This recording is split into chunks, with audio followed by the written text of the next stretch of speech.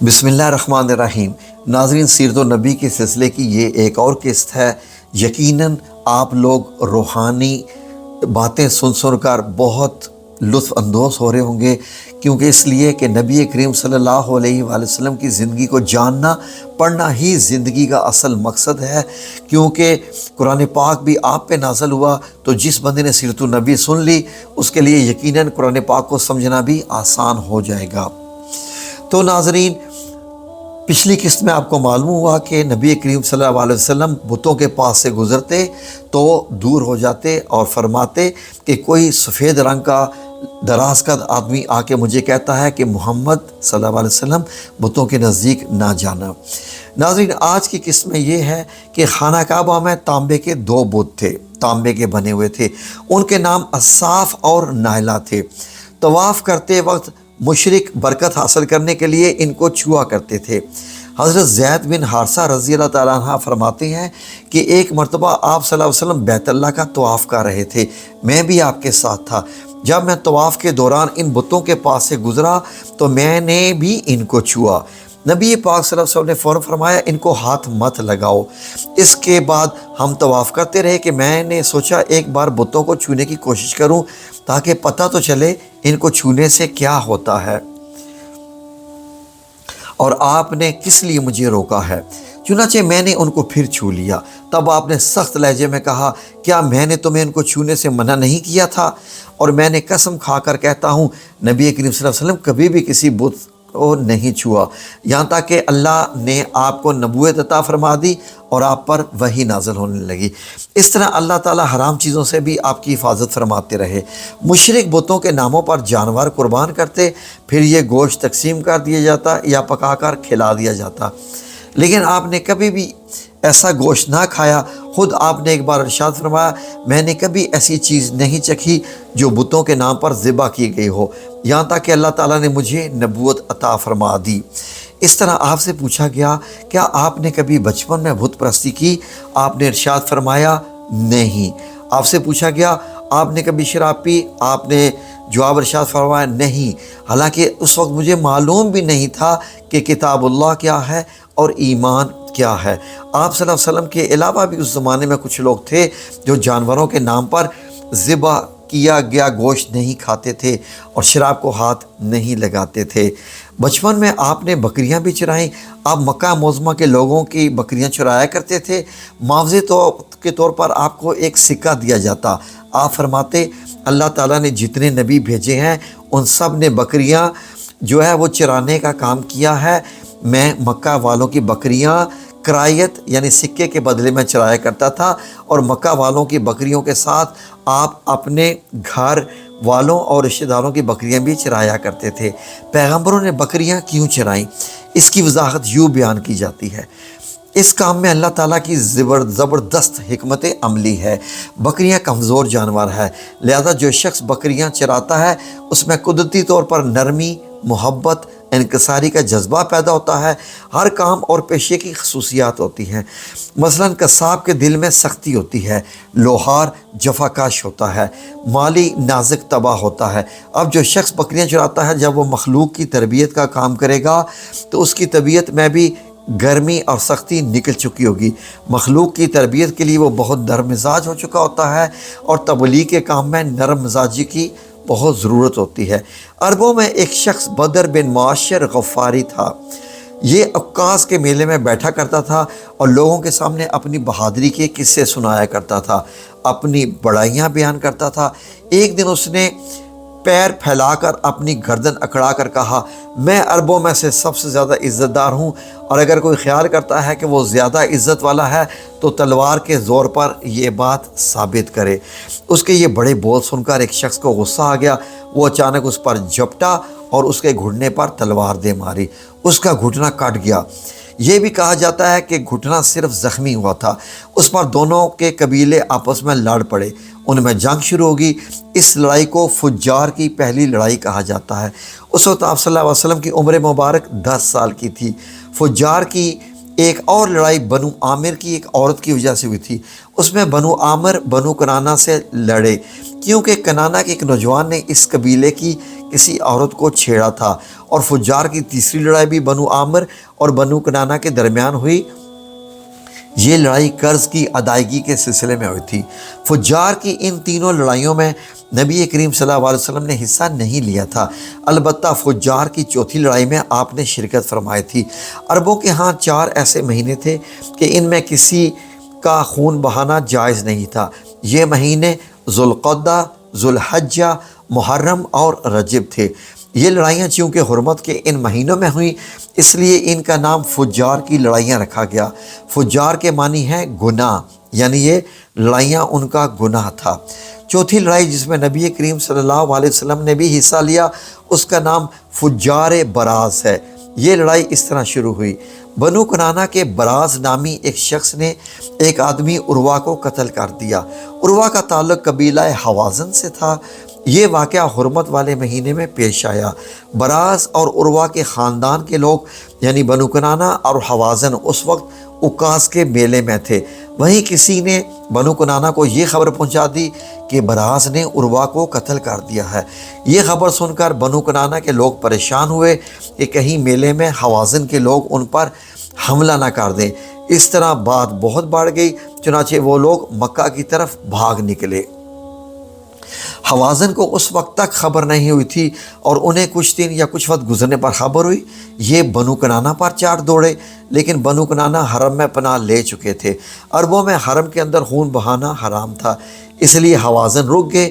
اس دن لڑائی نہ ہو سکی، لیکن دوسرے دن بنو کنانہ کے لوگ خود ہی مقابلے کے لیے باہر نکل آئے۔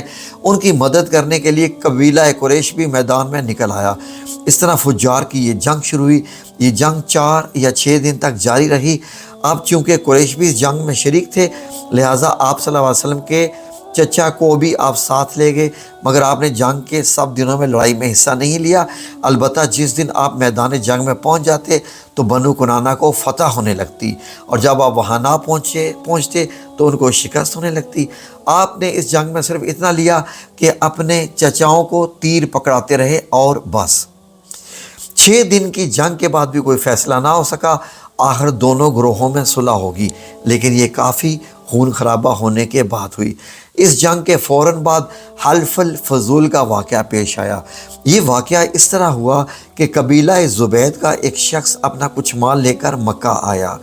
اس سے یہ مال عاص بن وائل نے خرید لیا۔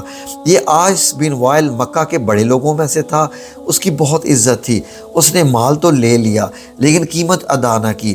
زبیدی نے اس سے اپنی رقم کا مطالبہ کرتا رہا لیکن عاص بن وائل نے رقم ادا نہ کی۔ اب یہ زبیدی شخص اپنی فریاد لے کر مختلف قبیلے والوں کے پاس گیا اور ان سب کو بتایا کہ عاص بن وائل نے اس پر ظلم کیا ہے، لہٰذا اس کی رقم دلوائی جائے۔ اب چونکہ عاص مکہ کے بڑے لوگوں میں سے تھے اس لیے ان سب لوگوں نے عاص کے خلاف اس کی مدد کرنے سے انکار کر دیا، الٹا اسے ڈانٹ ڈپٹ کر واپس بھیج دیا۔ جب زبیدی نے ان لوگوں کی یہ حالت دیکھی تو دوسرے دن صبح سویرے ابو قیس نامی پہاڑی پر چڑھ گیا اور قریش اپنے گھروں میں ہی تھے۔ اوپر چڑھ اس نے بلند آواز سے چند شعر پڑھے جن کا خلاصہ یہ ہے: اے فخر کی اولاد، ایک مظلوم کی مدد کرو جو اپنے وطن سے دور ہے، جس کی تمام پونجی اس وقت مکہ کے اندر ہی ہے۔ اس زبیدی کی آواز سن کر، ایک شخص کی یہ فریاد سن کر آپ صلی اللہ علیہ وسلم کے چچا زبیر بن حضرت عبد المطلب نے سن لی۔ ان پر بہت اثر ہوا۔ انہوں نے عبداللہ بن جدان کو ساتھ لیا اور اس آدمی کی مدد کے لیے اٹھ کھڑے ہوئے۔ پھر ان کے ساتھ بنو ہاشم، بنو زہرہ اور بنو اسد کے لوگ بھی شامل ہو گئے۔ یہ سب عبداللہ بن جدان کے گھر جمع ہوئے، یہاں ان سب کو کھانا کھلایا گیا۔ اس کے بعد ان سب سے خدا کے نام پر حلف لیا گیا۔ حلف کے الفاظ یہ تھے: ہم ہمیشہ مظلوم کا ساتھ دیتے رہیں گے اور اس کا حق اسے دلاتے رہیں گے۔ اس حلف کا نام حلف الفضول رکھا گیا۔ اس عہد اور حلف کے موقع پر اللہ کے رسول صلی اللہ علیہ وسلم قریشیوں کے ساتھ کھڑے تھے۔ حضور اکرم صلی اللہ علیہ وسلم نے اس عہد یعنی حلف الفضول کو بہت پسند فرمایا اور آپ فرماتے ہیں میں اس عہد نامے میں شریک تھا۔ یہ عہد نامہ بنو جدعان کے مقام میں ہوا تھا۔ اگر کوئی مجھ سے کہے کہ اس عہد نامے سے دستبردار ہو جائیں اور اس کے بدلے میں 100 اونٹ لے لیں تو میں نہیں لوں گا۔ اس عہد نامے کے نام پر اگر کوئی آج بھی مجھے آواز دے تو میں کہوں گا کہ میں حاضر ہوں۔ آپ کے اس ارشاد کا مطلب یہ تھا کہ اگر آج بھی کوئی مظلوم یہ کہہ کر آواز دے کہ اے حلف الفضول والو، تو میں اس کی فریاد کو ضرور پہنچوں گا، کیونکہ اسلام تو آیا ہی اس لیے کہ سچائی کا نام بلند کرے اور مظلوم کی مدد اور حمایت کرے۔ یہ حلف الفضول بعد میں بھی جاری رکھا۔ مکہ میں آپ کی امانت اور دیانت کی وجہ سے آپ کو امین کہہ کر پکارا جانے لگا۔ آپ کا یہ لقب بہت مشہور ہو گیا۔ لوگ آپ کو امین کے علاوہ کسی نام سے نہیں پکارتے تھے۔ انہی دنوں حضرت ابو طالب نے آپ سے کہا اے بھتیجے، میں ایک بہت غریب آدمی ہوں اور قحط سالی کی وجہ سے زیادہ سخت اور حالات کا سامنا ہے۔ کافی عرصہ سے خشک سالی کا دور چل رہا ہے۔ کوئی ایسا ذریعہ نہیں کہ اپنا کام چلا سکیں اور نہ کوئی تجارت ہے۔ ایک تجارتی قافلہ شام جانے والا ہے، اس میں قریش کے لوگ شامل ہو رہے ہیں۔ قریش کی ایک خاتون حضرت ختیجہ بنت خویلد شام کی طرف اپنا تجارتی سامان بھیجا کرتی ہیں۔ جو شخص ان کا مال لے کر جاتا ہے وہ اپنی اجرت ان سے طے کر لیتا ہے۔ اب اگر تم ان کے پاس جاؤ، ان کا مال لے کر جانے کی پیشکش کرو تو وہ ضرور اپنا مال تمہیں دے دیں گی، کیونکہ تمہاری امانت داری کی شہرت ان تک پہنچ چکی ہے۔ اگرچہ اس بات کو پسند نہیں کرتا کہ تم شام کے سفر پر جاؤ، یہودی تمہارے دشمن ہیں، لیکن حالات کی وجہ سے میں مجبور ہوں، کیونکہ اس کے علاوہ کوئی اور چارہ بھی تو نہیں۔ یہاں تک کہہ کر حضرت ابو طالب خاموش ہو گئے۔ تب آپ نے فرمایا ممکن ہے وہ خاتون خود میرے پاس کسی کو بھیج دیں۔ یہ بات آپ نے اس لیے کہی تھی کہ حضرت ختیجہ رضی اللہ عنہا کو ایک با اعتماد آدمی کی ضرورت تھی۔ اس وقت وہ مکہ میں آپ سے زیادہ شریف، پاک باز، امانت دار، سمجھدار اور قابل اعتماد آدمی کوئی نہیں تھا۔ حضرت ابو طالب اس وقت بہت پریشان تھے۔ آپ کی یہ بات سن کر انہوں نے کہا اگر تم نہ گئے تو مجھے ڈر ہے وہ کسی اور سے معاملہ طے کر لیں گی۔ یہ کہہ کر حضرت ابو طالب اٹھ کر گئے۔ ادھر آپ کو یقین سا تھا کہ حضرت سیدہ حضرت ختیجہ رضی اللہ عنہا خود ان کی طرف کسی کو بھیجیں گی، اور ہوا بھی ایسا ہی۔ حضرت سیدہ ختیجہ رضی اللہ عنہا نے اللہ کے رسول صلی اللہ علیہ وسلم کو بلا بھیجا، پھر آپ سے کہا میں نے آپ کی سچائی، ایمانداری، نیک اخلاق کے بارے میں سنا ہے، اسی وجہ سے میں نے آپ کو بلوایا ہے۔ جو معاوضہ آپ کی قوم دوسرے آدمیوں کو دیتی ہے آپ کو ان سے 2 گنا دوں گی۔ آپ نے ان کی بات منظور کر لی۔ پھر آپ نے اپنے چچا حضرت ابو طالب سے ملے، انہیں یہ بات بتائی۔ حضرت ابو طالب بولے یہ روزی اللہ نے تمہارے لیے پیدا فرمائی ہے۔ اس کے بعد آپ صلی اللہ علیہ وسلم حضرت ختیجہ رضی اللہ عنہا کا سامان تجارت لے کر شام کی طرف روانہ ہوئے۔ حضرت سیدہ ختیجہ رضی اللہ عنہا کے غلام میسرہ آپ صلی اللہ علیہ وسلم کے ساتھ تھے۔ روانگی کے وقت حضرت ختیجہ رضی اللہ عنہا سے میسرہ نے کہا کسی معاملے میں ان کی نافرمانی نہ کرنا، جو یہ کہیں وہی کرنا، ان کی رائے سے اختلاف نہ کرنا۔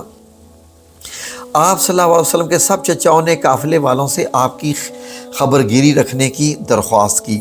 اس کی وجہ یہ بھی تھی کہ ذمہ داری کے لحاظ سے یہ آپ صلی اللہ علیہ وسلم کا پہلا تجارتی سفر تھا، گویا آپ صلی اللہ علیہ وسلم اس کام میں بالکل نئے تھے۔ ادھر آپ روانہ ہوئے، ادھر آپ صلی اللہ علیہ وسلم کا معجزہ شروع ہو گیا۔ ایک بدلی نے آپ صلی اللہ علیہ وسلم کے اوپر سایہ کر لیا، آپ صلی اللہ علیہ وسلم کے ساتھ چلنے لگی۔ جب آپ صلی اللہ علیہ وآلہ وسلم شام پہنچے تو بصرہ شہر کے بازار میں ایک درخت کے سائے میں اترے۔ یہ درخت ایک عیسائی راہب نستورہ کی خانقاہ کے سامنے تھا۔ اس راہب نے میسرہ کو دیکھا تو خانقاہ سے نکل آیا۔ اس وقت اس نے آپ صلی اللہ علیہ وسلم کو دیکھا اور آپ صلی اللہ علیہ وسلم درخت کے نیچے ٹھہرے ہوئے تھے۔ اس نے میسرہ سے پوچھا یہ شخص کون ہے؟ اس کے درخت کے نیچے جو موجود ہے یہ کون ہے؟ میسرہ نے کہا یہ ایک قریشی شخص ہے، حرم والوں میں سے ہے۔ یہ سن کر راہب نے کہا اس درخت کے نیچے نبی کے سوا کوئی آدمی نہیں بیٹھا۔ مطلب یہ تھا کہ اس درخت کے نیچے آج تک کوئی شخص ایسا نہیں بیٹھا۔ اللہ تعالیٰ نے اس درخت کو ہمیشہ اس سے بچایا کہ اس کے نیچے نبی کے سوا کوئی دوسرا شخص بیٹھے۔ اس کے بعد اس نے میسرہ سے پوچھا کیا ان کی آنکھوں میں سرخی ہے؟ میسرہ نے جواب دیا ہاں بالکل ہے، یہ سرخی ان کی آنکھوں میں مستقل رہتی ہے۔ اب نستورہ نے کہا یہ وہی ہیں۔ میسرہ نے حیران ہو کر کہا، اس کی طرف بولا کیا مطلب یہ وہی ہیں؟ کون وہی؟ یہ آخری پیغمبر ہیں، کاش وہ زمانہ پا سکتا جب انہیں ظہور کا حکم ملے گا، یعنی جب انہیں نبوت ملے گی۔ اس کے بعد وہ چپکے سے آپ صلی اللہ علیہ وسلم کے پاس پہنچا۔ پہلے تو اس نے آپ صلی اللہ علیہ وسلم کے سر مبارک کو بوسہ دیا، پھر آپ صلی اللہ علیہ وسلم کے قدموں مبارکوں کو بوسہ دیا اور بولا میں آپ صلی اللہ علیہ وسلم پر ایمان لاتا ہوں اور گواہی دیتا ہوں کہ آپ صلی اللہ علیہ وسلم وہی ہیں جن کا ذکر اللہ تعالیٰ نے تورات میں فرمایا ہے۔ اس کے بعد نستورہ نے کہا اے محمد صلی اللہ علیہ وسلم، میں نے آپ صلی اللہ علیہ وسلم میں وہ تمام نشانیاں دیکھ لی ہیں جو پرانی کتابوں میں آپ صلی اللہ علیہ وسلم کی نبوت کی علامتوں کے طور پر درج ہیں۔ صرف ایک نشانی باقی ہے، اس لیے کہ آپ صلی اللہ علیہ وسلم ذرا اپنے کندھے سے کپڑا ہٹائے۔ آپ صلی اللہ علیہ وسلم نے اپنے شانہ مبارک سے کندھے سے کپڑا ہٹا دیا، تب نستورہ نے وہی مہر نبوت کو جگمگاتے دیکھا۔ وہ فوراً مہر نبوت کو چومنے کے لیے جھک گیا، پھر بولا میں گواہی دیتا ہوں کہ اللہ تعالیٰ کے سوا کوئی عبادت کے لائق نہیں، اور میں گواہی دیتا ہوں کہ آپ صلی اللہ علیہ وسلم اللہ تعالیٰ کے پیغمبر ہیں۔ آپ صلی اللہ علیہ وسلم کے بارے میں حضرت عیسیٰ ابن مریم علیہ السلام نے خوشخبری دی تھی اور انہوں نے کہا تھا میرے بعد اس درخت کے نیچے کوئی نہیں بیٹھے گا سوائے اس پیغمبر کے جو امی یعنی ہاشمی، عربی اور مکی یعنی مکہ کے رہنے والوں میں ہوں گے، قیامت میں حوض کوثر اور شفاعت والوں میں ہوں گے۔ اس واقعے کے بعد آپ صلی اللہ علیہ وسلم بصری کے بازار تشریف لے گئے۔ وہاں آپ صلی اللہ علیہ وسلم نے مال فروخت کیا جو ساتھ لائے تھے، کچھ چیزیں خریدیں۔ اس خرید و فروخت کے دوران ایک شخص نے آپ صلی اللہ علیہ وسلم کے ساتھ جھگڑا کیا، بولا لات و عزیٰ کی قسم کھاؤ۔ آپ صلی اللہ علیہ وسلم نے فرمایا میں نے ان بتوں کے نام پر کبھی قسم نہیں کھائی۔ آپ صلی اللہ علیہ وسلم کا یہ جملہ سن کر وہ شخص چونک اٹھا۔ ناظرین، باقی انشاءاللہ اگلی قسط میں اللہ آپ سب لوگوں کو جزائے خیر عطا فرمائے اور نبی کریم صلی اللہ علیہ وسلم سے محبت کی توفیق عطا فرمائے۔ آمین یا رب العالمین برحمتک یا ارحم الراحمین۔